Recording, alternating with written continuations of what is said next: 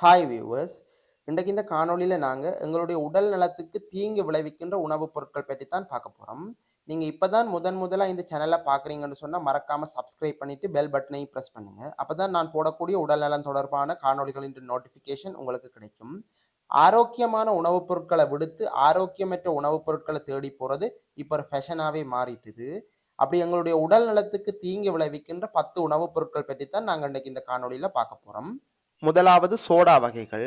இப்ப நாங்க உணவு அருந்தும்போது ஏதாவது ஒரு சோடாவையும் அல்லாட்டி குளிர்பானத்தையும் பக்கத்துல வைத்து குடிக்கிற ஒரு கலாச்சாரம் வந்துட்டுது. இந்த சோடாவில நிறைய கெமிக்கல்ஸ், ஆர்டிபிஷியல் கலர்ஸ், அதிகப்படியான சீனி என்பன காணப்படுது. இதை நாங்கள் குடிக்கும்போது எங்களுடைய ரத்த சர்க்கரை அளவு அதிகரித்து எங்களுக்கு ஒரு எனர்ஜி வார மாதிரி இருந்தாலும் இதுல உங்களுடைய உடல் நலத்துக்கு தீங்கு விளைவிக்கின்ற நிறைய கெமிக்கல்ஸ் இருக்குது. இது பல்வேறு உடல்நல பிரச்சனைகளை ஏற்படுத்தும். இரண்டாவது, போத்தலில் இல்லாட்டி பேக்கெட்டில் அடைக்கப்பட்ட பழச்சாறு வகைகள். இயற்கையான பழச்சாறுன்னு நாங்க அருந்தும்போது எங்களுக்கு பல்வேறு ஊட்டச்சத்துக்கள் கிடைக்கும்.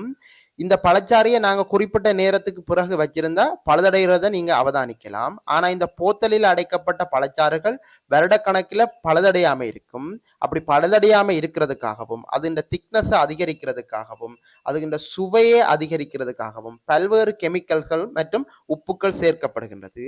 இந்த உப்புக்கள் மற்றும் கெமிக்கல்கள் பல்வேறு உடல்நல பிரச்சனைகளை நீண்ட காலத்தில் ஏற்படுத்துறதுல தாக்கம் செலுத்தும். மூன்றாவது, இந்த உடனடி உணவுகள் என்று சொல்லப்படுகின்ற நூடுல்ஸ், பாஸ்தா என்பனவற்றை நாங்க சொல்லலாம். நாங்களும் சமைக்கிறதுக்கு ஈஸி, குழந்தைகளும் விரும்பி உண்கின்றார்கள் என்றதுக்காக இந்த நூடுல்ஸை அடிக்கடி தயார் செய்து கொடுக்கின்றோம். இந்த நூடுல்ஸ் நீண்ட காலம் பழுதடையாமல் இருப்பதற்காகவும் அது இந்த சுவையை பேணுறதுக்காகவும் நிறைய ப்ரிசர்வேட்டிவ்ஸ் மற்றும் உப்புக்கள் இதுல சேர்க்கப்படுது. இதை நாங்க தொடர்ந்து உண்ணேக்குள்ள நீண்ட கால உடல்நல பிரச்சனைகளை இது ஏற்படுத்தும். நான்காவது, இந்த பிஸ்கெட்டை சொல்லலாம். இந்த பிஸ்கெட்டை இப்போ ஒரு உணவாகவே உட்கொள்ளுகின்ற பழக்கம் வந்துட்டுது. காலமே பிஸ்கெட்டும் டீயுமே குடிக்கிற பழக்கம் வந்துட்டுது. இந்த பிஸ்கெட்டில் நிறைய உப்புக்கள், நிறைய ப்ரிசர்வேட்டிவ்ஸ், நிறைய கெமிக்கல்கள் என்பன சேர்க்கப்படுகின்றது. இதை நாங்கள் எப்பயாவது இருந்துட்டு ஒரு நாள் பசிக்காக உண்ணேக்குள்ள எந்த பிரச்சனையுமே இருக்காது. தொடர்ந்து இது ஒரு உணவாகவே உண்டு கொண்டு வரைக்குள்ள அது எங்களுக்கு பல்வேறு உடல்நல பிரச்சனைகளை ஏற்படுத்தும். ஐந்தாவது உணவுப் பொருள் மிகவும் ஆபத்தான ஒரு பொருள். ஆனா இது எங்களுக்கு எல்லாருக்குமே மிகவும் பிடித்தமான ஒரு பொருளும் கூட. அதுதான் ஐஸ்கிரீம். இந்த ஐஸ்கிரீமை நாங்க எல்லாருமே விரும்பி குடிப்போம். ஆனா இந்த ஐஸ்கிரீமில் அதுகின்ற சாஃப்ட் காண்டியும் அதுகின்ற டேஸ்ட் காண்டியும் பல்வேறு கெமிக்கல்கள் ஆட் பண்ணப்படுகிறது. அதை விட இதுல ஆர்டிபிஷியல் ஸ்வீட்னஸும் நிறைய சேர்க்கப்படுகின்றது. இந்த ஐஸ்கிரீமை நாங்கள் தொடர்ச்சியாக குடிச்சு கொண்டு வரைக்கல அது எங்களுக்கு பல்வேறு உடல்நல பிரச்சனைகளை ஏற்படுத்தும். ஆறாவது உணவுப் பொருள் இந்த குழந்தைகளாலேயும் பெரியவர்களாலேயும் விரும்பி உண்ணப்படுகின்ற இந்த சாக்லேட்ஸ், ஸ்வீட்ஸ் என்பனவற்றை சொல்லலாம்.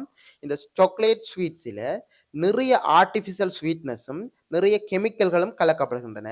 நாங்களும் குழந்தைகள் விரும்பி உண்கின்றார்கள் என்று சொல்லி நிறைய ஸ்வீட்ஸை வேண்டி கொடுப்போம்.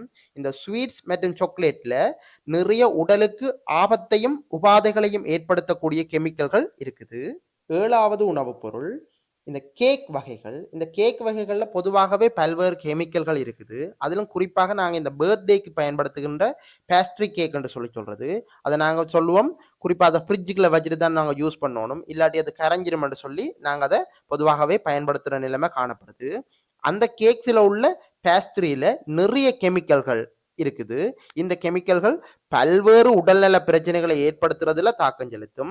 எனவே இதுல நாங்க நிறைய கவனமாக இருக்க வேணும். இந்த பேஸ்ட்ரி கேக்கு குறிப்பாக சாப்பிட்றத தவிர்க்கவே வேணும் என்று சொல்லலாம். எட்டாவது உணவுப் பொருட்களாக இந்த ஜாம், சோஸ், கிரேவி போன்றவற்றை சொல்லலாம். இந்த குழந்தைகள் முதல் பெரியவர்கள் வரை இந்த ஜாம், சோஸை விரும்பி உண்ணுறதை நீங்க அவதானிச்சிருப்பீங்க. இந்த ஜாம், சோஸ் என்பனவற்றை நாங்க சாப்பிடும்போது இதை திருப்பி சாப்பிடணும் என்ற மனநிலையை எங்களுக்கு ஏற்படுத்தும். இதை சொல்றது ஃபுட் அடிக்ஷன் என்று. இந்த ஃபுட் அடிக்ஷனை ஏற்படுத்துறதுக்காகவே நிறைய கெமிக்கல்கள் இதுல கலக்கப்படுது. அதை விட இதுல ஸ்வீட்டுக்காகவும் பழுதடையாமல் இருப்பதற்காகவும் பல்வேறு கெமிக்கல்களும் உப்புக்களும் கலக்கப்படுகின்றது. இதை நாங்க தொடர்ச்சியா உண்டு கொண்டு வரைக்குள்ள எங்களுக்கு பல்வேறு உடல்நல குறைவுகள் ஏற்படுவதற்கு வாய்ப்பு இருக்கு. எனவே நாங்க இதனை தவிர்க்க வேணும். ஒன்பதாவது உணவுப் பொருள் ஏற்கனவே பேக் பண்ணி உள்ள சப்பாத்தி, 2 நிமிஷத்துல சுடுதண்ணிக்குள்ள போட்டு குடிக்கக்கூடிய சூப் வகைகள், ப்ரீ கட் பொட்டேட்டோஸ், அதாவது ஏற்கனவே கட் பண்ணி பேக்கெட்ல வார உருளைக்கிழங்கு சிப்ஸ்கள், இதை நாங்கள் உடனே பொரிச்சு உடனே சாப்பிடக்கூடிய மாதிரி எல்லாம் இருக்கும். இப்படியான உணவுகள்ல இது பழுதடையாமல் இருக்கிறதுக்காக நிறைய கெமிக்கல்கள் கலக்கப்படுகின்றது மற்றும் பல்வேறு உப்புக்களும் இதுல சேர்ந்திருக்கு. இத நாங்க உடனடியாக சமைத்து உண்ணக்கூடியதாக இருந்தாலும், இத நாங்க தொடர்ச்சியாக உண்ணுவது எங்களுக்கு பல்வேறு நோய் ஆபத்துக்களை ஏற்படுத்தும். எனவே தான் நாங்க இதனை கட்டாயம் தவிர்க்க வேணும். 10வது உணவுப் பொருள் பிரெட் வகைகள், அதாவது பான். அருகில் உள்ள பேக்கரியில நாங்க வாங்குற பான் காலமா வாங்கினோம்னு சொன்னா பின்னேரம் பழுதடைந்தே போயிரும். ஆனா இது பழுதடையாமல் இருப்பதற்காக இந்த பாக்கெட்டில் அடைச்சு வர பிரெட் வகைகள் நீண்ட காலம் இருப்பதற்காக 1 மாசம், 2 மாசம், 3 மாசம், 6 மாசம் என்று இருப்பதற்காக பல்வேறு கெமிக்கல்கள் சேர்த்து உற்பத்தி செய்யப்படுகின்றது. இவ்வாறான பிரெட் வகைகளை நாங்க தொடர்ந்து சாப்பிடும்போது, அது எங்களுக்கு பல்வேறு நோய் நிலைமைகளை ஏற்படுத்தக்கூடிய ஆபத்து இருக்கு. எனவே இவ்வாறான பிரெட் வகைகளை நாங்க கண்டிப்பாக தவிர்த்துக் கொள்ள வேணும். இந்த காணொளியில எங்களுக்கு உடல் உபாதைகளை ஏற்படுத்தும் 10 வகையான உணவுப் பொருட்கள் பற்றி பார்த்தோம்.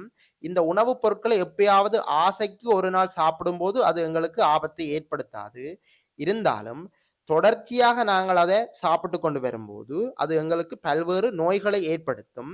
எனவே இவ்வாறான உணவுப் பொருட்களை நாங்கள் தொடர்ச்சியாக சாப்பிடுவதை தவிர்த்து கொள்ள வேண்டும். மீண்டும் இன்னும் ஒரு காணொளியில் சந்திப்போம். நன்றி.